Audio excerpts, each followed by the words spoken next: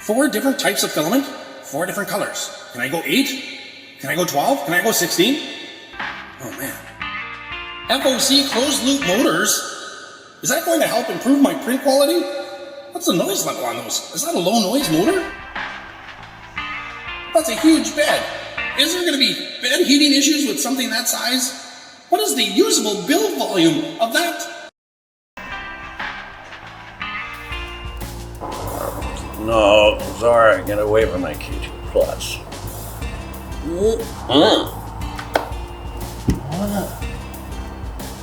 Okay. We have been reading your questions about the K2 Plus and CFS. So if you want to get answers, remember to follow our live streaming at... So Ask us anything.